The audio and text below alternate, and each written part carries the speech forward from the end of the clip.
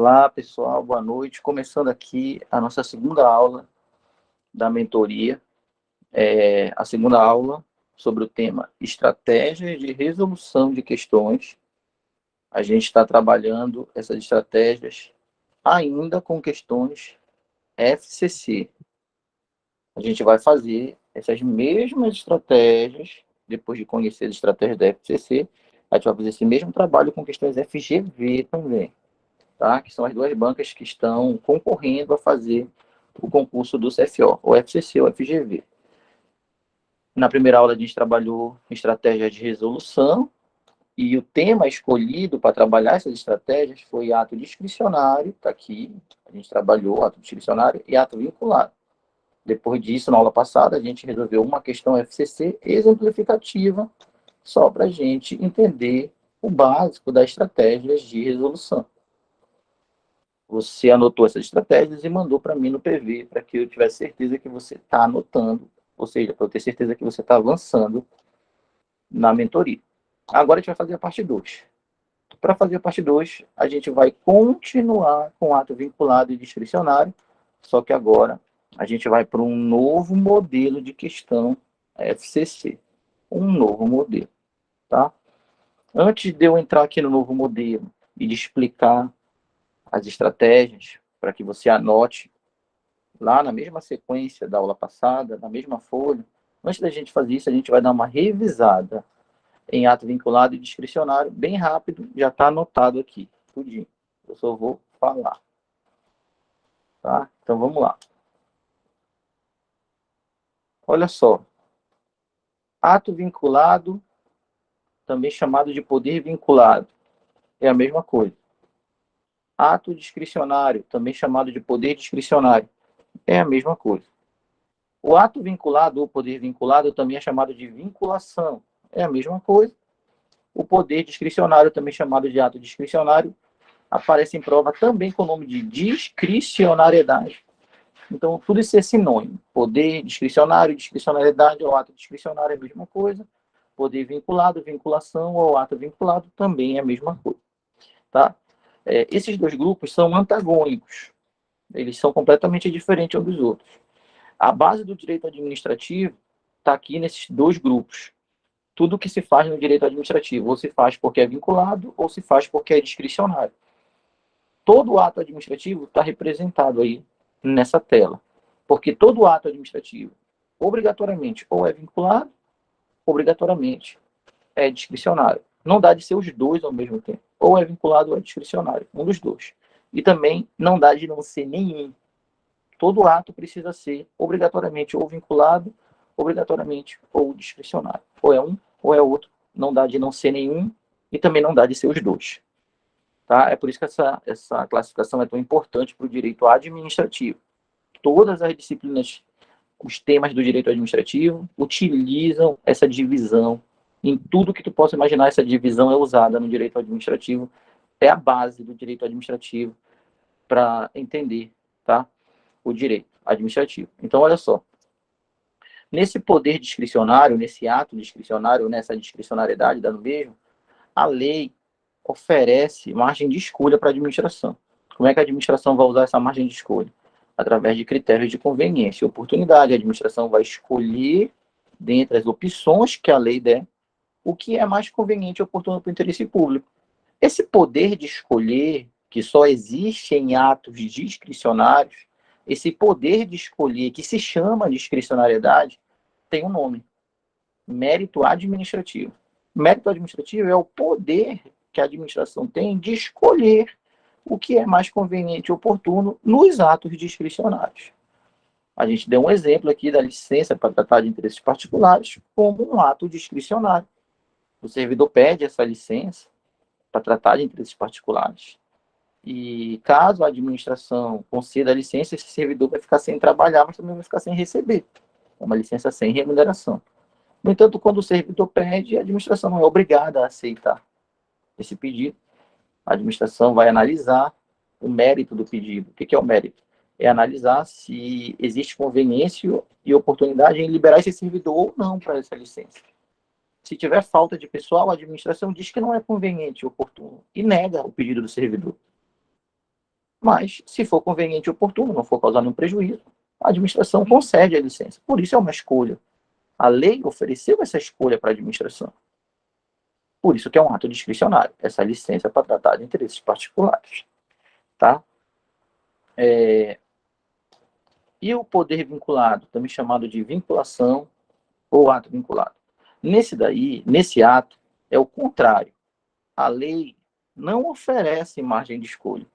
Então, no ato vinculado, uma vez preenchido as condições, os requisitos existentes em lei, estabelecidos em lei, uma vez preenchidas essas condições, esses requisitos estabelecidos em lei, a administração fica de mãos atadas. Como é de mãos atadas? A administração fica sem possibilidade de escolher. A administração fica obrigada a emitir o ato. Então, quando o ato é vinculado, basta o particular provar, demonstrar que cumpriu todas as condições e todos os requisitos da lei, que a lei impõe para a produção do ato. E diante do cumprimento desses requisitos, a administração não pode negar, não pode dizer não para a emissão do ato. Por quê? Porque o ato é vinculado. Uma vez preenchidos os requisitos, a administração não tem escolha. A lei manda, determina que a administração faça a emissão do ato. Então, esses atos que basta preencher os requisitos e a administração fica sem escolha, ou seja, esses atos que basta preencher o requisito e a administração fica obrigada a emitir o ato, a gente chama de vinculado. Nesses atos, não existe conveniência e oportunidade, porque uma vez preenchidos os requisitos, a administração está obrigada a praticar o ato. E quando você faz algo porque é obrigado, você não faz porque é conveniente e oportuno, você faz porque é obrigado. Um ato vinculado não tem conveniência e oportunidade. Por quê? Porque não tem escolha. Então também não tem mérito.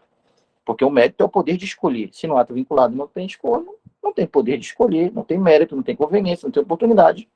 A lei não dá margem de escolha. No ato vinculado, tudo que existe são as condições e os requisitos estabelecidos em lei. Uma vez cumpridas essas condições, a administração está obrigada a praticar o ato. Se uma das condições ou requisitos não for cumprido, a administração está obrigada a não praticar o ato. Tá? Então, esse é o ato vinculado e o ato discricionário. Exemplo de ato vinculado poderia ser uma licença maternidade. Licença maternidade é um ato administrativo vinculado. Isso quer dizer que se a servidora comprovar que preencheu todas as condições e todos os requisitos estabelecidos em lei para a concessão da licença maternidade, a administração fica obrigada a conceder a licença para a servidora. Não há o que se falar de conveniência e oportunidade. A administração não pode dizer assim, não tem servidor nessa unidade. Se a gente conceder a licença maternidade, vai ficar sem. Então, é conveniente e oportuno negar a licença da servidora. Não existe essa análise de conveniência e oportunidade. Não existe esse poder de escolha. Por quê? Porque o ato é vinculado. Mas se ficar sem servidor, vai explodir. Aí. Então, deixa logo um extintor de incêndio lá do lado. Porque vai explodir. Isso que significa não ter escolha. Pois é, mas se ficar sem servidor aí, vai atrasar os pagamentos. Então, começa já a juntar dinheiro, porque vem um atraso de pagamento aí. Não importa o que aconteça, não tem escolha. Aqui na licença para tratar de interesses particulares tem. A licença maternidade não tem, porque é vinculado. Tá? Então, essa é a diferença de um para o outro. Desses dois atos aqui, tem algum que seja totalmente livre? Nenhum. Porque, mesmo no ato discricionário, que é um ato que a lei oferece margem de escolha, o limite do ato discricionário é a própria lei. E já no ato vinculado, que não tem margem de escolha, o limite desse ato também é a lei. Então, a lei é o limite para todos os atos administrativos. Nenhum ato administrativo é praticado de forma totalmente livre. Porque todo ato é limitado pela lei. Até o discricionário é limitado pela lei. Porque a margem de escolha, quem oferece é a lei. Então, o ato discricionário tem limite, é a lei. A lei estabelece quais são as escolhas que a administração tem. Se a administração praticar um ato discricionário fazendo uma escolha que não está dentro das escolhas que a lei deu, esse ato é ilegal. Então, não importa se o ato é vinculado, se o ato é discricionário, todos os atos têm limite. E esse limite está na lei. Mesmo o ato discricionário, que tem margem de escolha, ele é um ato limitado pela lei. porque a margem de escolha é definida pela lei. Tá? Então, vamos aqui trabalhar dessas ideias. Quero que vocês me digam aí se deu de revisar ato vinculado e ato discricionário, para a gente poder começar as técnicas.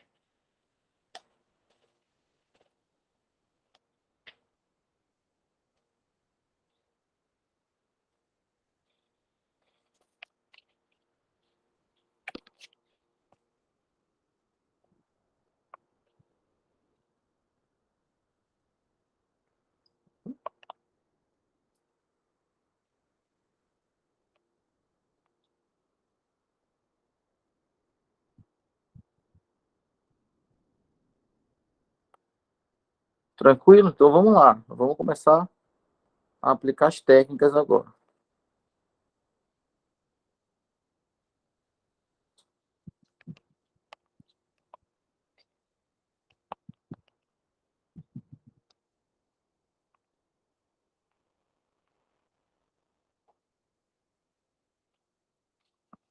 Olha só. Olha essa questão aqui que caiu na ALAP. Concurso da Assembleia Legislativa do Estado do Amapá, na prova de analista. São os cargos de nível superior, né? No ano de 2020, um pouco antes de começar a pandemia. Então, olha essa questão aqui. Vamos dar uma aumentada aqui na letra, para facilitar para todo mundo aí a visualização. Vou colocar aqui tamanho 22. Então, a questão traz um comando. Para quem acompanhou a aula passada, um dos primeiros trabalhos que a gente faz no comando é procurar um gatilho. Essa aqui não tem um gatilho. O que é um gatilho? Gatilho é uma informação que completa os itens. E você sempre tem que ler essa informação antes de ler cada item, senão o item fica sem sentido. Não tem gatilho nessa questão. Diz assim: quanto à discricionariedade ou vinculação dos atos administrativos, é correto afirmar. Então, as questões não se conectam com o comando, elas são independentes. A letra A, B, C, D pode começar com qualquer texto. Não estão ligadas a uma frase que você tem que ler no comando para depois ler o item, senão o item fica sem sentido. Mas aqui, na questão que a gente fez na aula passada, tinha gatilho. Olha como era a questão da aula passada. A questão da aula passada dizia assim, eu vou aumentar aqui só para mostrar. Na aula passada a questão dizia assim, ó, no que concerne aos atos administrativos, tem-se que a discricionariedade, letra A. Esse tem-se que a discricionariedade, na questão da aula passada, era o gatilho, porque ele complementa a letra A, ele complementa a letra B. Tem que ler essa informação antes de ler a A, tem que ler essa informação antes de ler a B. Então, toda vez que eu fosse ler uma opção, eu tinha que ler. Tem-se que a discricionariedade, aí eu continuava lendo a opção, integra a motivação. Tem-se que a discricionariedade, aí eu ia ler a letra B, é a expressão do mérito. Mas eu só entendia o item se eu casasse com esse pedaço do comando chamado gatilho. Como na segunda questão ele não trouxe esse gatilho, ele falou assim, é correto afirmar? É correto afirmar? Então eu não preciso ler a A e dizer assim, é correto afirmar? Ler a B, é correto afirmar? Não tem gatilho nessa. Mas tem uma coisa muito importante. Tem o correto. Então, essa não tem um gatilho para conectar, mas tem no comando o que é para fazer. É para marcar certa. Ah, mas isso é muito bobo. Tive que pagar uma mentoria para te me dizer que é para marcar certa. Tem concurso que não é para marcar certa? Tem. Tem questão que é para marcar a errada, por exemplo. E a pessoa está tão condicionada. Lembra do hábito que vai para o subconsciente? A pessoa está tão condicionada, tem um hábito tão enraizado de sempre marcar certa, sempre marcar certa, sempre marcar certa, que a pessoa já só lê o comando e já vai procurando a certa. Só que o comando pedia a incorreta ou a errada. E aí a letra A, de cara, é uma informação certa. Quando pede a errada, tem 4 certas e uma errada. Então, quando o comando pede a errada, geralmente a A está certa, porque tem 4 certas. A errada está lá para a letra C. Aí o cara marca logo a A, nem lê as outras, já perdeu a questão. Então, não é uma informação boba, tá? Na preparação para concurso, não existem informações bobas. Bobo é como fica a pessoa que não quis anotar a informação, chegou no dia, erra por causa dessa informação e não tem nem a hombridade, né, de assumir que errou por causa daquela informação que ela disse que era bobagem. Então muita gente, isso é muito bobo, eu não preciso anotar isso, eu não preciso fazer isso, eu não preciso chegar no dia. Como é que era mesmo? E erra, tá? Então, é parte da estratégia de resolução, tá? Quem estiver anotando, quem estiver fazendo o seu caderno de estratégias, tá? É o item que as pessoas mais perdem questões. É essa que a pessoa está tão acostumada a marcar certa, marcar certa, marcar certa, que o dia que pede a errada, a incorreta, a pessoa passa batido que era incorreta e já perde a questão. Tá? Então, você tem que montar sua própria estratégia nesse caso. Eu sempre circulo. Eu sempre circulo. Tá? E quando pede a incorreta, eu faço um quadrado. É como eu faço. Entendeu? Então, quando é a certa, é correto afirmar. Aí eu faço um círculo no correto. E quando vem o contrário, é incorreto afirmar. Para eu não esquecer que é incorreto, eu faço um quadrado em cima. É como eu faço. Então, você tem que criar a sua própria maneira. Qualquer uma é válida. Para você marcar lá na hora da prova, deixar marcado que aquela é certa ou que aquela ele quer a errada. Eu diferencio entre quadrado e bolinha. Quando eu faço a bolinha, é porque é correta, mas quando eu vejo a errada, eu já estou condicionado a fazer um quadrado. Incorreta, eu faço um quadrado. Aí aquilo já liga uma chave no meu cérebro. Por que eu fiz um quadrado? Porque essa daí é errada. E eu faço o seguinte, eu faço assim, né? Como é mais comum pedir certa, marca é correta, marca é correta. O dia que pede a errada, além de fazer um quadrado, que diferencia, né? Tô acostumado a fazer bolinha. No momento que faz um quadrado, o teu cérebro virou uma chave, não virou uma chave? Ele se tocou porque eu fiz quadrado aí. Porque essa é a ideia errada, porra. Então, além de fazer o quadrado, quando ele pede a errada, eu faço isso. Eu coloco, é tão incomum, tá? É tão incomum, né? É tão excepcional, a maioria das questões pede a certa. É tão excepcional pedir a errada, que quando aparece dizendo que é a errada, eu faço um quadrado e eu escrevo do lado de cada opção, errada, errada, aí eu vou lá para a letra C, D e E vou escrevendo do lado, lá na prova, errada, errada. Por quê? Porque uma coisa é tu estar na tua casa, resolvendo uma questão no conforto do teu lar. Aí tu lembra, ele quer incorreta, beleza. Tu chega na letra E, raciocinando normal que ele quer incorreta e tal, que quando tiver certo não é para marcar, é para achar uma errada, para marcar como gabarito. Mas quando tu tá na hora da prova, fora do teu ambiente de conforto, numa cadeira desconfortável, muitas salas não têm ar-condicionado, a pessoa vai para a escola longe, chega lá não tem ar-condicionado, né? Chega lá é uma escola de educação infantil, a cadeira é pequena, chega lá, pode até ser uma escola que não é de educação infantil, mas a carteira é de madeira, ou é um braço solto, aquela de braço, o braço está solto, tudo acontece. A questão é desconfortável. Você está fazendo uma questão lá na hora da prova e você ainda tem 40 questões para analisar. Diferente de você estar na sua casa e só está analisando uma. Então lá tu está mais sujeito a esquecer.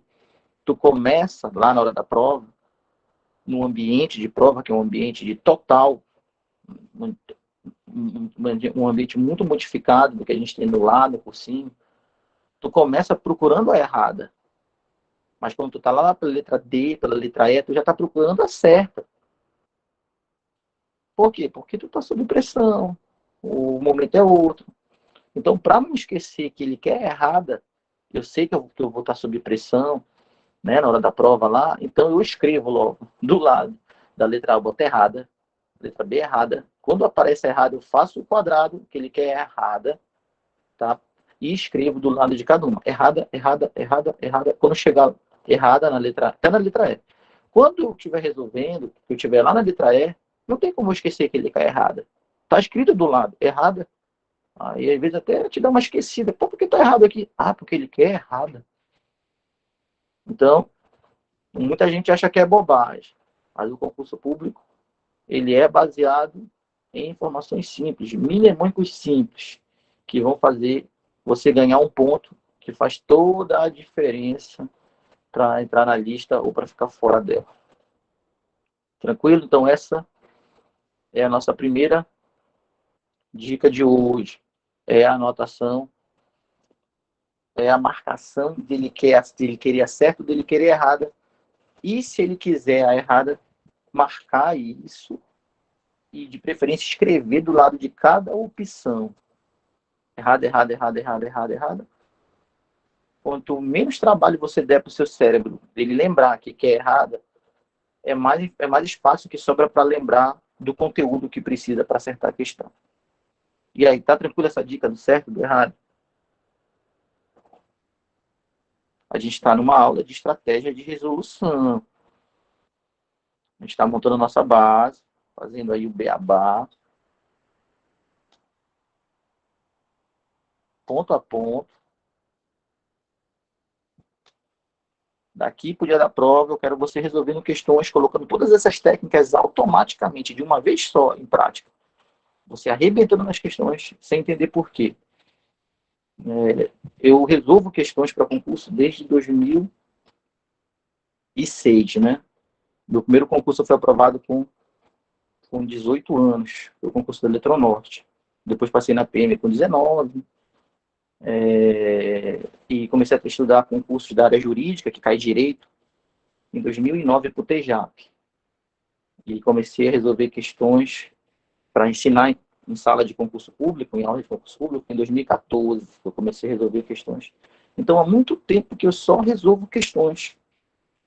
Há muito tempo. Então, para mim, já é um pouco automático, porque de 2006 para cá tem quantos anos? 2006 para cá tem 16 anos. Então, há 16 anos que eu resolvo questões, e trabalho com isso no dia a dia, então é meio que automático já, fazer isso daí.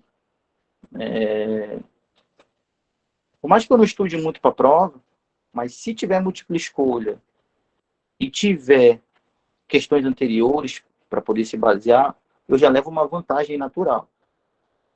Eu já citei aqui a questão do mestrado, que eram 20 questões, acertei 19. Em compensação, eu mapeei 240 questões de provas anteriores do mestrado. Eu fui o terceiro colocado nacional nessa prova nacional do mestrado. Fiz o Enem também, inclusive a minha colega do Enem está aí, a Stephanie. E tem outros colegas do Enem, não, do Direito, né? Meus colegas do Direito estão aí, fiz o Enem também mapeando questões. É claro que eu não sei muita biologia, eu não sei muita química, mas eu tinha alguma técnica para utilizar lá, consegui os pontos necessários para entrar no Unifap, em Direito. E mais recentemente eu fiz uma prova de inglês. Eu fiz uma prova de inglês para pós-graduação na Unifap, tem uma prova de proficiência em inglês. 15 questões. E eu quero que você chute. É claro que eu usei minhas técnicas, né? Essas técnicas que desde 2006 eu resolvo prova e desenvolvo essas técnicas. Eram 15 questões de inglês. Prova de proficiência de língua inglesa para mestrado, né? Para pós-graduação da Unifap. Eu faço mestrado lá. Eu quero que vocês chutem. Das 15, vocês acham que eu acertei quanto? Das 15, vocês acham que eu acertei quantos? É claro que eu usei técnica, e é claro que eu mapeei questões anteriores. É só o que eu sei fazer. Das 15, eu acertei no gabarito preliminar 13. E as duas que eu errei, uma está errada realmente, eu vou recorrer. Essa eu sei que eu vou ganhar, é uma questão de tradução. Foi colocado o gabarito errado lá. e a outra é uma questão de interpretação, mas eu vou tentar ganhar ela também. Então, das 15, por enquanto, eu estou com 13. Depois que sair o gabarito definitivo, eu vou ficar com 14, porque é uma questão de tradução, e está traduzido errado, realmente. E a outra é de interpretação, que eu errei. E eu não concordei com o gabarito, eu vou tentar convencer do contrário. Lá o pessoal para tentar ficar com as 15. Entendeu? Então, não é uma questão de eu dominar inglês. Tem nada a ver. É uma questão puramente de técnica, técnica, técnica. Claro que quando eu olho para a questão hoje, a grifo, o certo, o errado, eu já vou eliminando. Na próxima aula, eu vou escanear a prova do jeito que ela está. E vou mostrar para vocês a prova de inglês que eu fiz, para vocês verem como é que eu risquei elas. A gente falou de bingo na aula passada. E eu vou mostrar o bingo acontecendo lá. Para quem está assistindo a aula pela primeira vez, a gente explicou que o concurso público, na minha opinião, é um bingo. Você tem uma cartela e tal. E as bolas do globo, do bingo, são o conteúdo da prova e tal. Aí vou mostrar esse bingo acontecendo. Vou mostrar eu eliminando os itens. Eu vou mostrar. Achei interessante. Quando eu fiz a prova, eu lembrei da mentoria, lembrei de vocês e pensei, vou mostrar lá na mentoria. Só que eu vou fazer isso na próxima aula, porque já vai ter saído o gabarito definitivo. Eu já vou saber se eu fiquei com 13, 14 ou 15.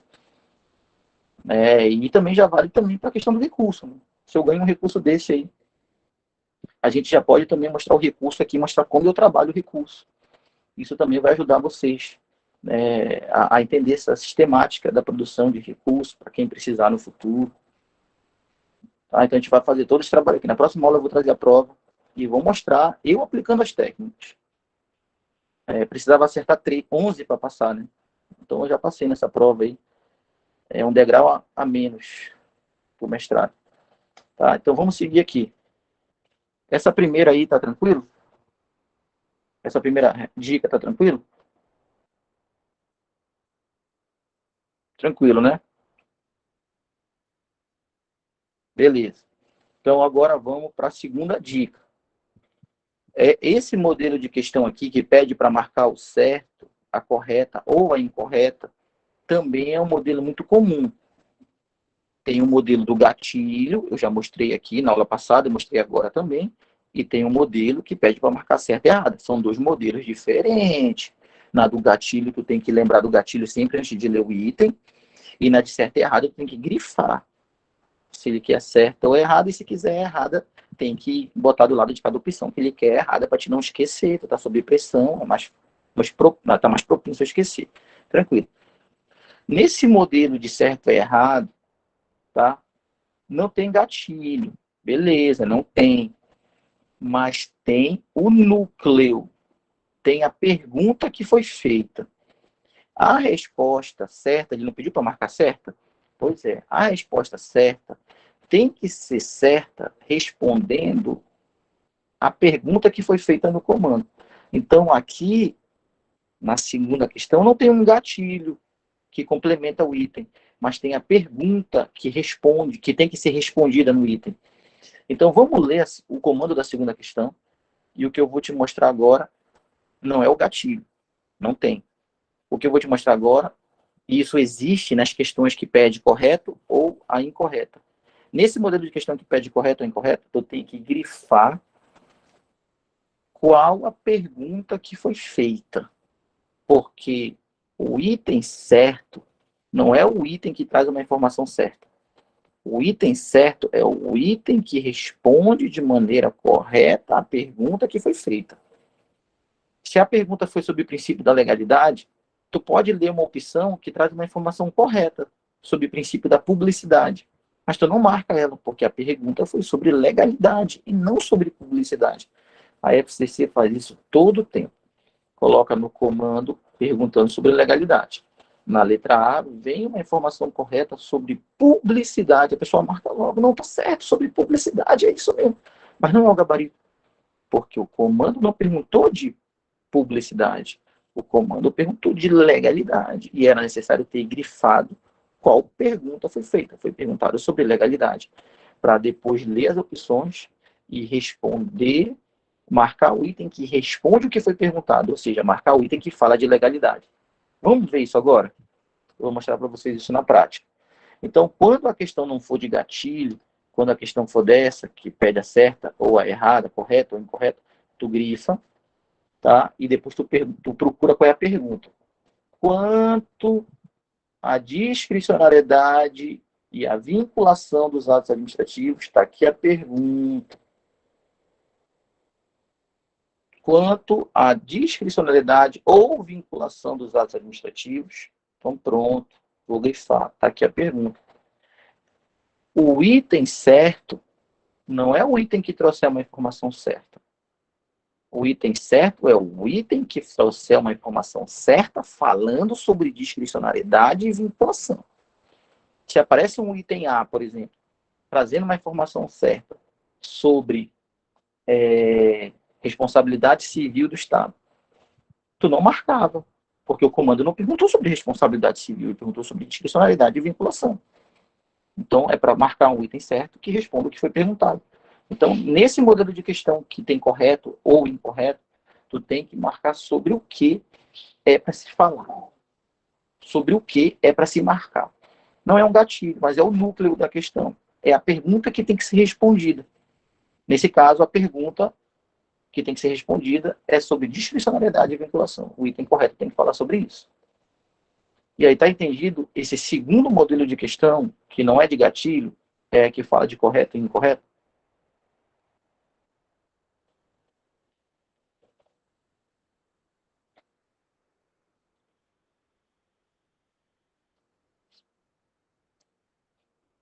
Está entendido esse segundo modelo de comando? O primeiro modelo é o que tem um gatilho.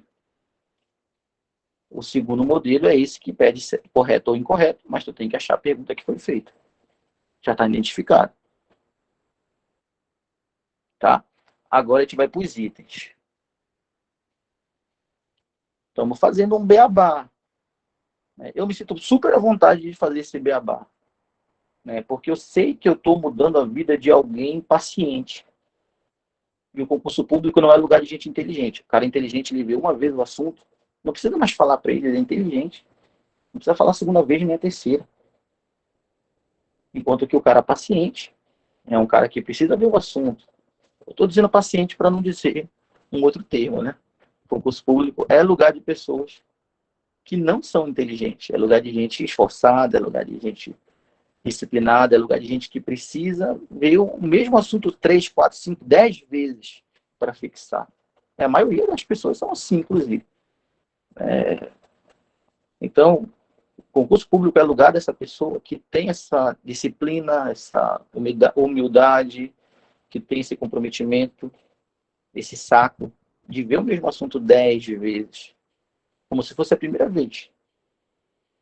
Tá? E eu sei que quem está acompanhando, passo a passo comigo aqui, com toda a paciência do mundo, para depois já estar aplicando nas questões tudo de uma vez só e tornar um hábito. É para esse cara aqui que foi feito o concurso público. Então, se você é uma pessoa que está assistindo assim, pô, você está muito devagar, pô, você é muito básico e tal, aí, infelizmente, talvez o concurso público não seja para você, ou você precisa repensar se não é melhor você criar um aplicativo, algo inovador, e ficar bilionário. Que lugar de gente inteligente, assim, que raciocina muito rápido, é o mercado, né? O Vale do Silício. E o lugar do cara que já raciocina mais lento, que precisa de mais tempo para fixar uma ideia, é o concurso público. É o concurso público. Esse cara não vai ser bilionário, não. Esse só vai ser um cara que vai viver uma vida estável. Tá? Então, vamos lá. Vamos dar um passo de cada vez, com calma, para que a base seja sólida. E depois eu consiga aguentar aí os intempéries que a gente vai se deparar ao longo das provas.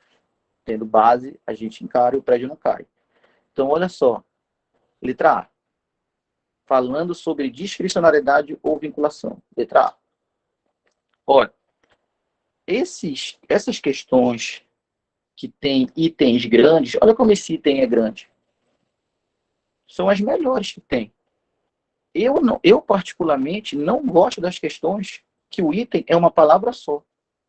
Se fosse assim, marque a certa sobre os elementos do ato. Aí, letra A, competência. Letra B, finalidade. Letra C, motivo. Letra C, objeto. Caramba, uma palavra só cada item. Não tem nem o que eu analisar. Ou eu sei a resposta, ou eu vou ter que chutar na braba.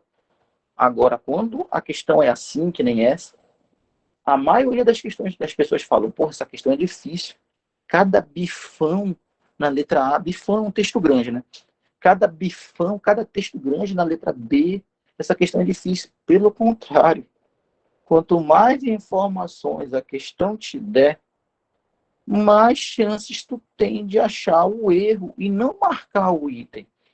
Porque para não marcar um item que tem 10 linhas, tu não precisa entender o texto inteiro das 10 linhas. Tu precisa, nas 10 linhas, entender uma linha só e encontrar um erro e dizer, essas 10 linhas estão fora. O item inteiro está eliminado, porque das 10 linhas eu achei um erro na linha 5. E eu nem preciso mais me preocupar com as outras linhas, que inclusive eu não entendi nada das outras 9. Mas a letra A inteira está eliminada. Então, quanto mais texto tiver para ti, mais fácil de você mendigar uma informação que você saiba que esteja errada para eliminar o item todo. Ruim é quando só tem uma palavra no item. Aí ou tu sabe a resposta ou não tem mais de onde tirar a resposta. Quanto mais texto, melhor. Tá entendido essa dica aí? Não tenha medo de questões com textos grandes, principalmente se te pedir a, a certa ou errada. Quanto mais textos, mais fácil de tu procurar o erro. Quanto mais textos, mais fácil de achar o erro, porque tu não vai precisar entender o item todo. Tu vai precisar achar um erro no meio daqueles itens. E aí, essa foi a nossa terceira dica de hoje das nossas estratégias. Espero que você esteja anotando. Não tenha medo de questões com itens grandes. Quanto maior o item, mais chances você tem de identificar um erro. O item pode ter 10 linhas. Você só precisa achar um erro em uma das 10 linhas para eliminar o item inteiro. Você pode não entender as 10 linhas, mas se você entender uma e achar um erro, já é suficiente para eliminar o item inteiro. Está entendida a terceira dica de hoje? Das nossas estratégias de resolução de questões.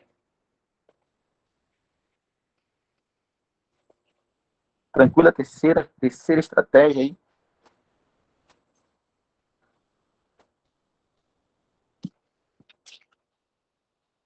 Olha, Carol Show disse que sim. Então vamos lá. Olha o que eu acabei de te dizer.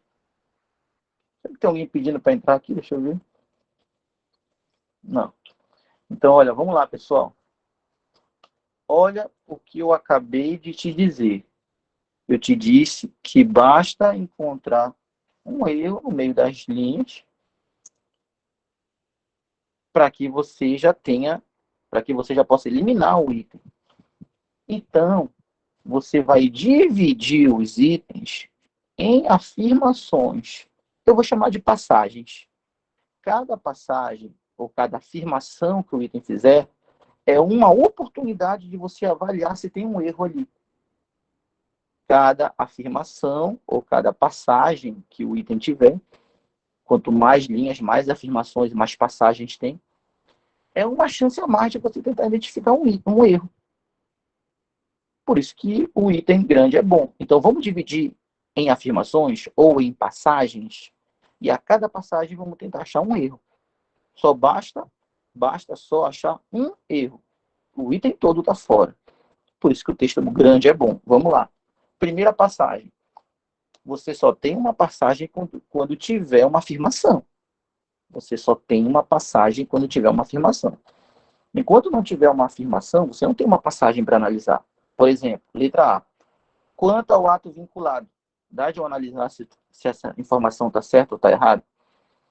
Quanto ao ato vinculado, é possível analisar se isso está certo ou está errado?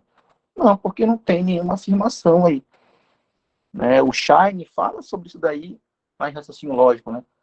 Para ter valor lógico, né? Para ser lá uma premissa, tem as condições lá no raciocínio lógico.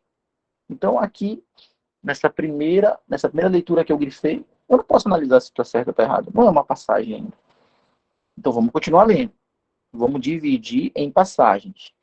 Vamos lá. Quanto ao ato vinculado, o administrador público goza de certo poder para praticá-lo ou não. Está aqui. Primeira passagem. Isso aqui dá de eu analisar se está certo ou está errado. Nessa primeira passagem, nessa primeira afirmação do item, olha como o item é grande. Foi só a primeira afirmação dele. Eu já consigo identificar um erro. Está certo dizer que no ato vinculado o administrador tem poder de praticar o ato ou não? O que você acha? Praticar o ato ou não é coisa do vinculado ou é coisa de quem tem escolha? Sabe que no ato vinculado não tem escolha, está no nosso caderno. Praticar o ato ou não é ou não é uma escolha? Praticar o ato ou não é ou não é uma escolha? No ato vinculado é assim? No ato vinculado, o agente público escolhe, ele tem o poder de decidir de praticar o ato ou não? Ou no ato vinculado, o agente público fica obrigado a praticar o ato? Na letra A, eu já tenho o primeiro erro. Essa capacidade de decidir se pratica o ato ou não é característica do ato discricionário. Isso é uma escolha, praticar o ato ou não. Lembra da licença para tratar de interesses particulares? O servidor pede, a administração decide se concede ou não, é uma escolha. Mas na licença maternidade, quando a servidora pede a licença, comprova que preencheu os requisitos, a administração não escolhe se concede ou não, porque ela não tem esse poder de decidir. Ela é obrigada, a administração, a conceder a licença, porque o ato é vinculado. Então, na primeira passagem, eu já tenho um erro.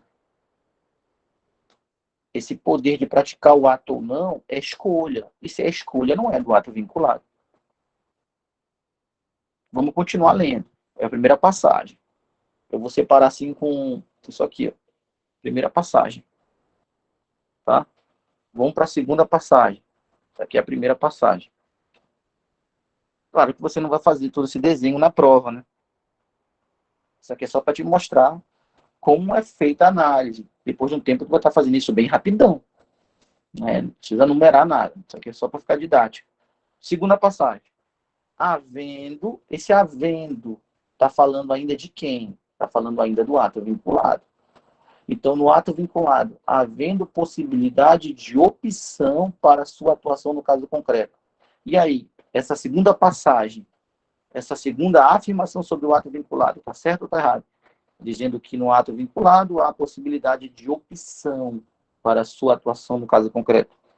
Tem escolha no ato vinculado? Não. Então também não tem opção. Opção é sinônimo de escolha, né? Com isso, eu analisei duas passagens na letra A, duas passagens, ambas falando sobre ato vinculado, e já achei um erro em cada uma. Nem precisava achar o segundo erro. O primeiro já era suficiente para eliminar a letra A inteira. Achando o primeiro erro, como a gente achou na letra A, já dava de pular para B, numa leitura dinâmica.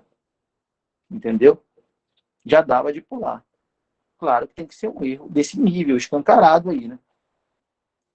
Ao mesmo tempo, para quem resolve as questões no tempo correto, para aquela pessoa que não fica 10 minutos numa questão, para aquela pessoa que está acostumada a fazer simulado e sabe que tem de 2 a 4 minutos no máximo para resolver a questão e cumpre isso, essa pessoa não precisa estar pulando. Ela pode analisar o item mesmo depois de ter achado um erro, tentando achar mais erros, para o item ficar mais bem eliminado, né? Quando a pessoa cumpre o tempo dela certinho, não precisa ter essa pressa. Tá? Já tem dois erros na A. Vai começar uma nova informação. Com relação ao ato discricionário, tem alguma coisa para eu analisar aqui? Não, ele não afirmou nada, então vamos continuar. Com relação ao ato discricionário, o administrador público pode praticá-lo ainda que não previsto em lei. Está aqui a afirmação. Tem 3 afirmações na letra A. A terceira afirmação é essa. Com relação ao ato discricionário, o administrador público pode praticá-lo ainda que não previsto em lei. Qual é o ato que pode ser praticado sem estar previsto em lei? Nenhum. Todos os atos, pelo princípio da legalidade, só podem ser praticados se estiverem previstos em lei. Seja vinculado, seja discricionário, quem comanda é a lei. Inclusive, não existe um ato totalmente livre por isso mesmo, porque a lei comanda os dois atos. Todos os atos são comandados pela lei. A lei é o limite para todos os atos, sejam eles vinculados ou discricionários. Não existe um ato que pode ser praticado sem previsão em lei. Já está errado a terceira passagem. Então, a letra A é absurdamente errada. Ela pode ser dividida em 3 passagens, 3 afirmações, e as 3 estão erradas.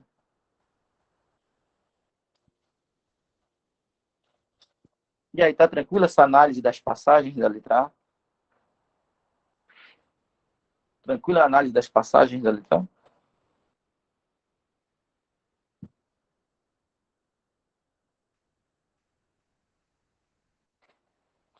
Vamos para a letra B fazer o mesmo trabalho. Vamos para a letra B fazer o mesmo trabalho. Primeiro, vamos ver no comando. Ele quer saber sobre discricionariedade e vinculação. Agora, vamos para a letra B. Letra B. Pode o regramento jurídico em vigor dar ao administrador público a possibilidade de opção para sua atuação no caso concreto sob sua análise? Ele falou sobre o que está sendo tratado aí? Não tem uma afirmação ainda aí.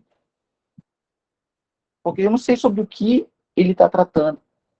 Eu vou ter que continuar lendo. Não tem uma afirmação ainda. Pode o regramento jurídico em vigor dar ao administrador público a possibilidade de opção para sua atuação no caso concreto sob sua análise? Pode, desde que seja um ato discricionário. Se for um ato vinculado, não pode. Então, eu não posso analisar ainda a letra, essa primeira passagem da B. Para analisar a B, essa primeira passagem, eu teria que saber se ele está falando de vinculado ou discricionário. Ele não disse isso ainda. Eu vou ter que continuar lendo, então. Uma passagem grande, né?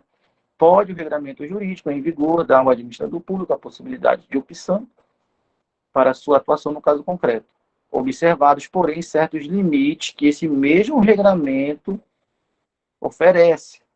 Sim, mas vai depender do ato ser vinculado ou discricionário. Ele não trouxe uma afirmação ainda. Caso em que se diz que o ato administrativo é discricionário. Perfeito, a primeira passagem termina bem aqui. E a primeira passagem está correta. Pode o regramento jurídico dar margem de escolha para o administrador? O que é o regramento jurídico? As leis. Pode. Isso vai acontecer quando o ato for discricionário. Perfeito. Nessa primeira passagem, não tem erro na letra B. Só que falta a última passagem. Vírgula. Não sendo totalmente livre. Esse não sendo, ele está falando de quem? Ele está falando do ato discricionário. Está certo dizer que o ato discricionário não é totalmente livre? Está certo ou está errado dizer que o ato discricionário não é totalmente livre? Está corretíssimo. Nenhum ato é totalmente livre. Todos são limitados pela lei. Então, a segunda passagem é bem pequena. É dizer que nenhum ato é totalmente livre, muito menos o discricionário. Tá certo? E a primeira passagem é bem grande. Ele só fez 2 afirmações na letra B. Só que as 2 estão corretas. Por enquanto, o gabarito é a letra B. Por enquanto, o gabarito é a letra B. Perceba que, para tentar enganar o candidato, ele inverteu a posição da afirmação. Se ele começa falando do ato discricionário, se ele coloca assim, ó, caso em que se diz que o ato é discricionário, eu vou recortar isso aqui, Ctrl Z, e vou colocar aqui no início da afirmação. Se ele bota isso aqui no início da afirmação, ficava mais fácil para identificar se está certo ou está errado. Caso em que se diz que o ato administrativo é discricionário, pode o regramento jurídico dar ao administrador a possibilidade de opção para sua atuação no caso concreto, observados os limites da lei. Perfeito. Se ele coloca, primeiro dizendo que está falando de ato discricionário e depois a afirmação sobre o ato discricionário, ficava mais fácil de identificar a passagem, a afirmação. Mas não, ele inverteu a posição. Ele primeiro disse a afirmação, depois ele disse sobre o que ele está afirmando.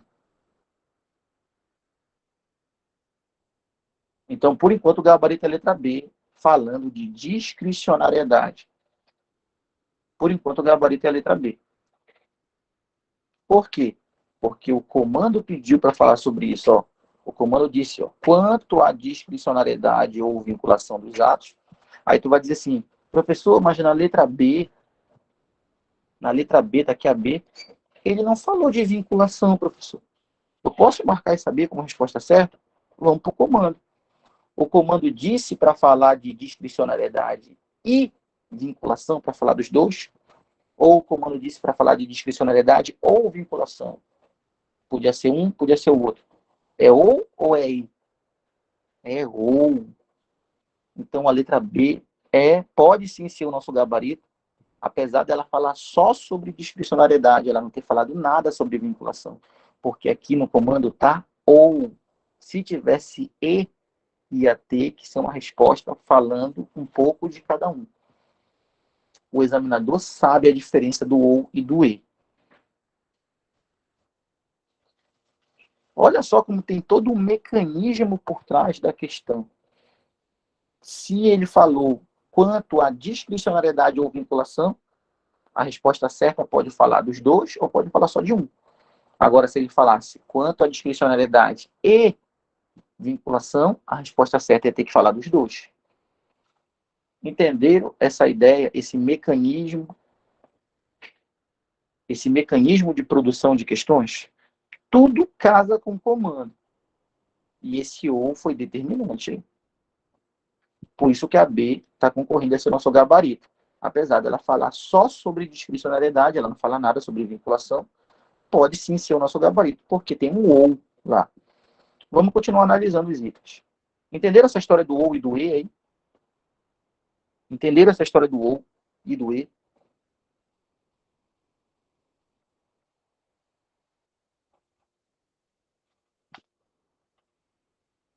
Ó, pessoal, vocês estão entendendo essas coisas? Vocês estão gostando dessas ideias aí, pessoal?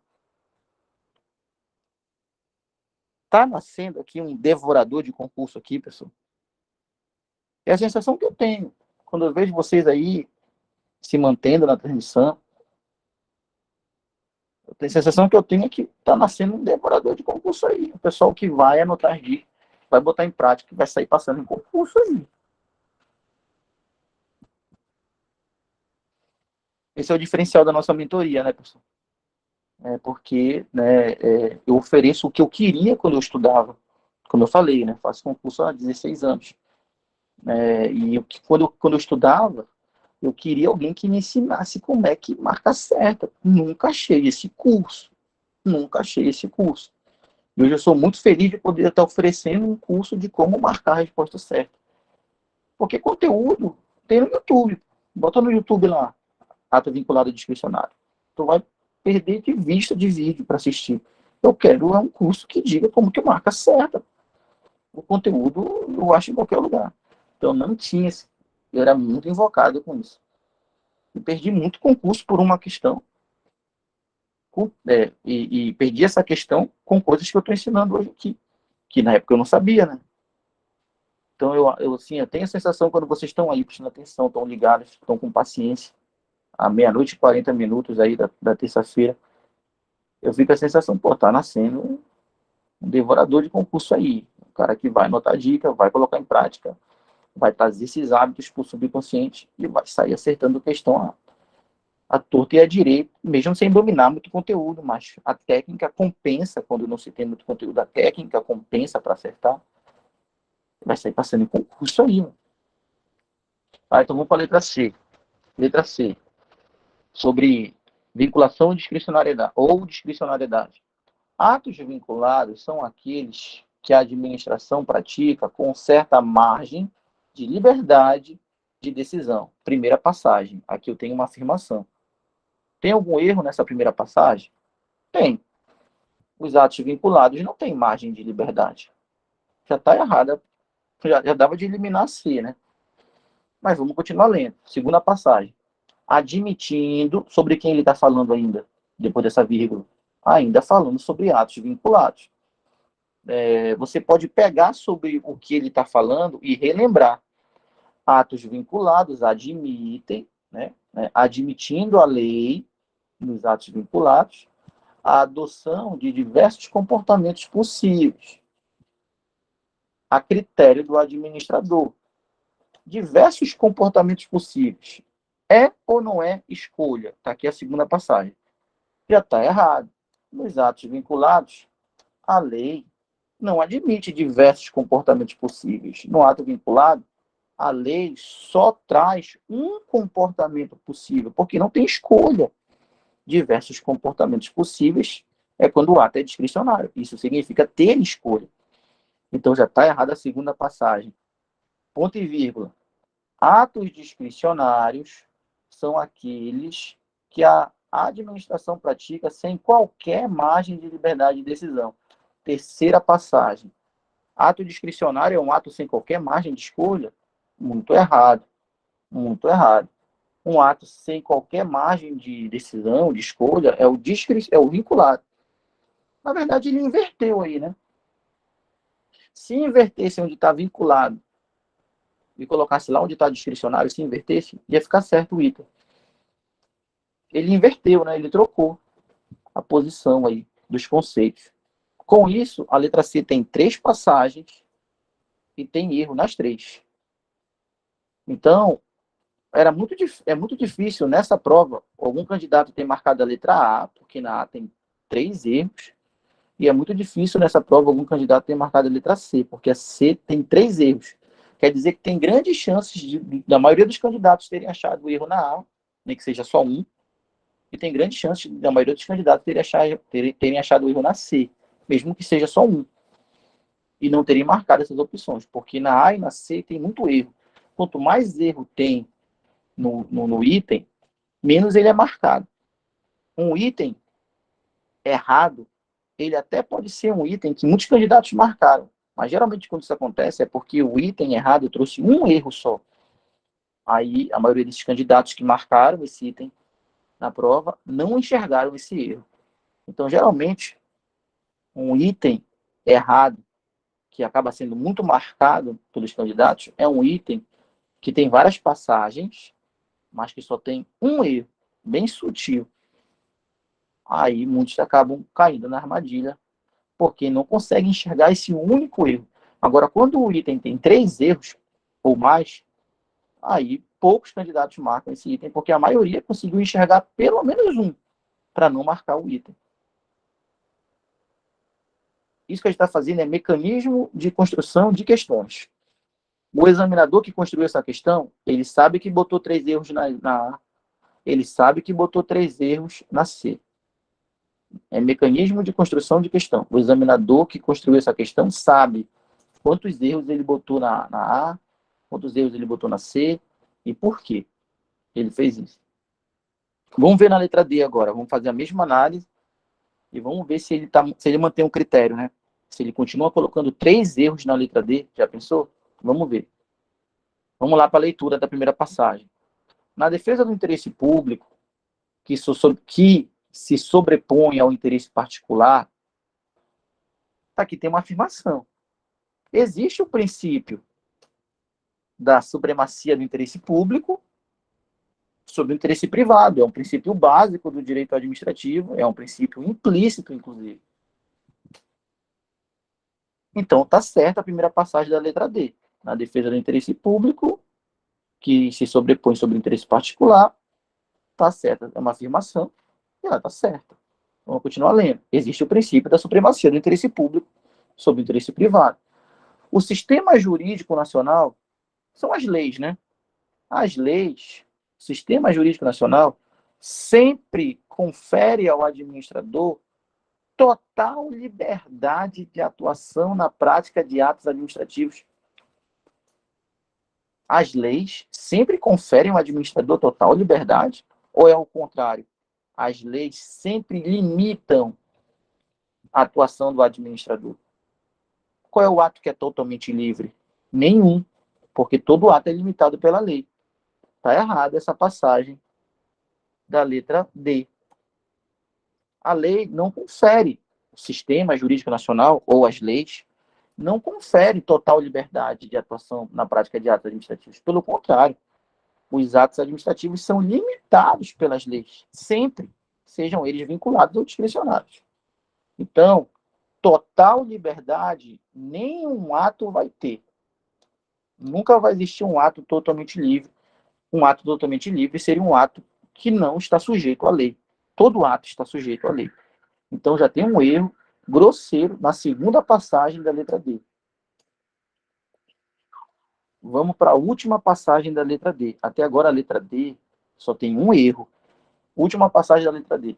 Sem que a administração, sem o que a administração pública jamais poderia alcançar o bem comum.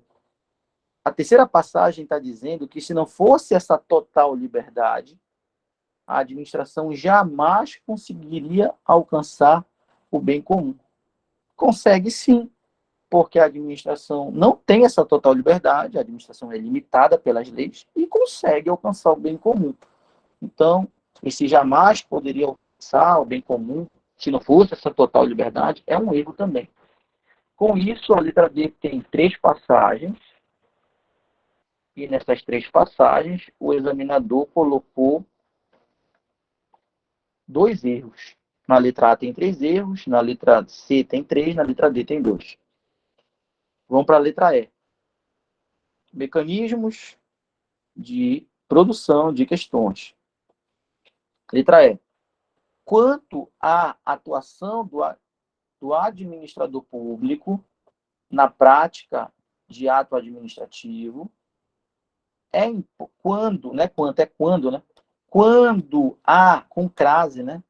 Quando há atuação do administrador público na prática de ato administrativo, é imposto algum limite, qualquer que seja, se diz que o ato é vinculado, primeira afirmação. Então, na primeira passagem está dizendo que quando for imposto algum limite pela lei ao ato administrativo, à atuação do administrador, se diz que esse ato é vinculado. Está certo ou está errado essa primeira passagem? Quando for imposto algum limite à atuação do administrador, qualquer que seja o limite, esse ato é vinculado. Está certo ou está errado essa primeira passagem da letra E?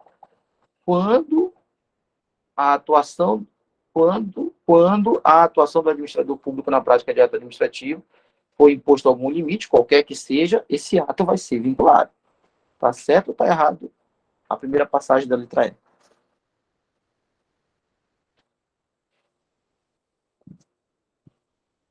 O que vocês acham, hein? Está dizendo que quando for imposto algum limite à atuação do administrador público, esse ato vai ser vinculado. É assim que funciona? Será que no ato discricionário pode ser imposto algum limite também? Porque ele está dizendo que quando tiver limite, o ato vai ser vinculado. É isso que ele está dizendo aí. Será que quando tiver um limite, o ato não pode ser discricionário também? E aí? Tem limite só no vinculado ou tem limite nos dois?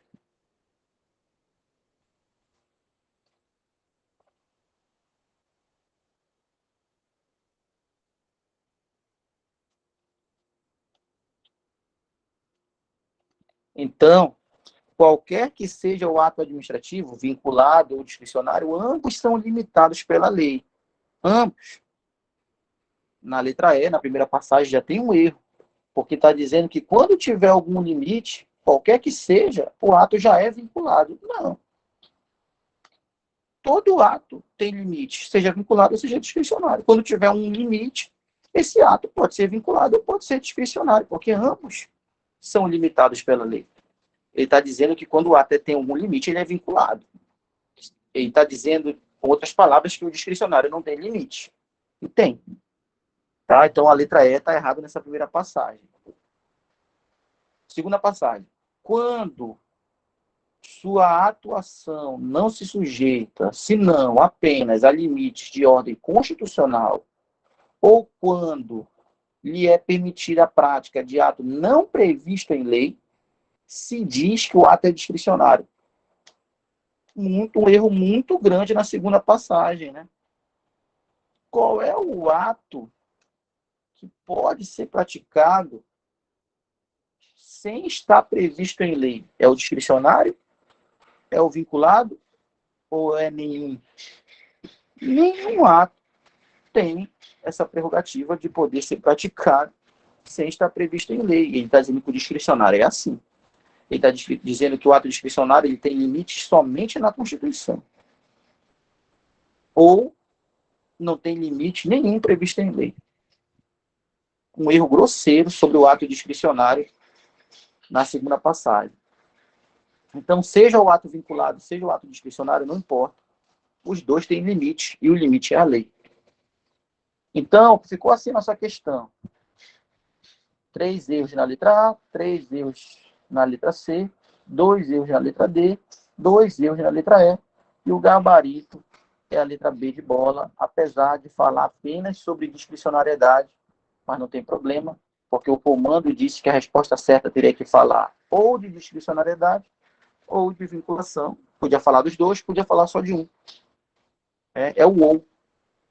A gente aprende lá, né, que esse ou não precisa ser os dois. Precisa ser um dos dois. Ou os dois, né? Então podia falar dos dois, ia estar certo. Podia falar só de um, ia estar certo também. O que não podia era um item que não falasse de nenhum dos dois. Aí seria um item errado, mesmo que trouxesse uma informação correta.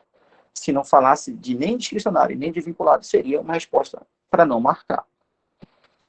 E aí, o que vocês acharam desse modelo de questão aí? O que vocês acharam desse modelo de questão?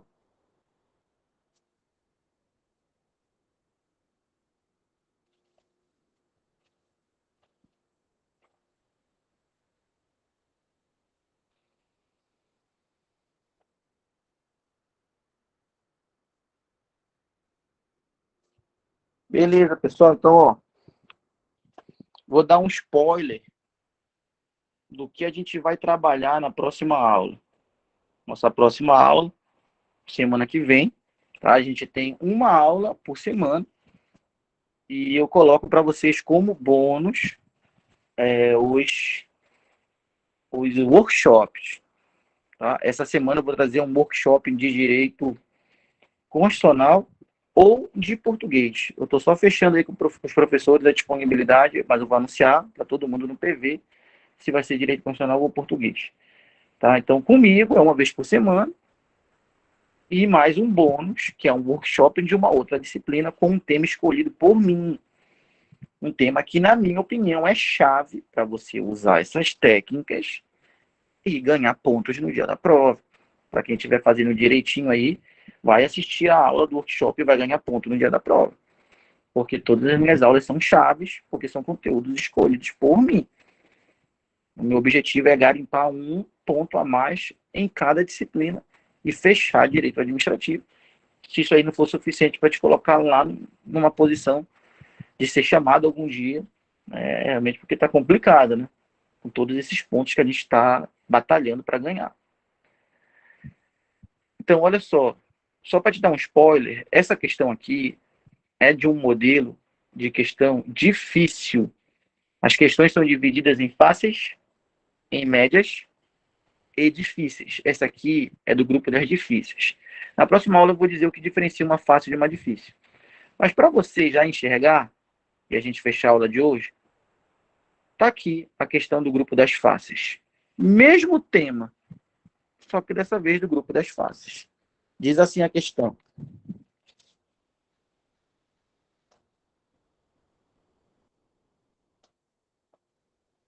Diz assim a questão. A doutrina do direito administrativo distingue duas espécies de atos administrativos, 2 pontos, os vinculados e os discricionários. O que os distingue, o que diferencia, é a ausência nos atos vinculados dos seguintes aspectos presentes nos discricionários. Então, qual é a diferença entre o ato discricionário e o ato vinculado? É a presença nos atos discricionários do quê? É a presença do quê?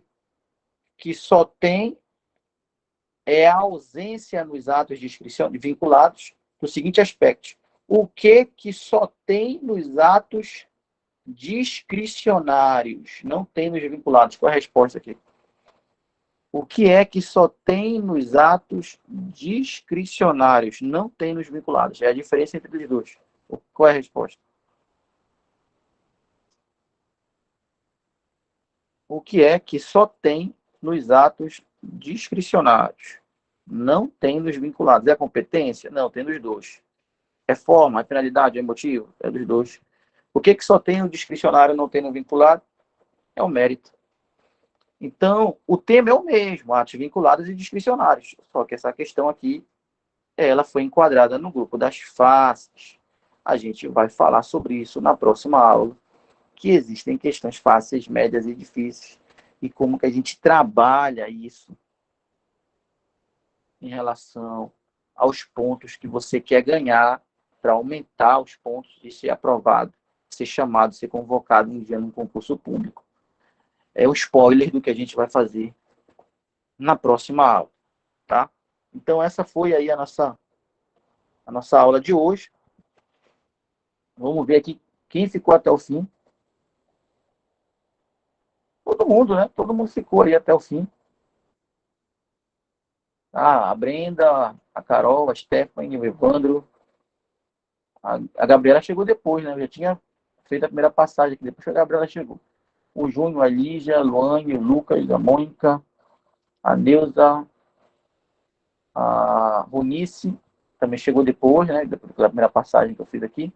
O Tácito e o Victor Soeiro. Tá? Vou agradecer aí todo mundo. Quem quiser falar alguma coisa agora aqui, eu vou encerrar a gravação.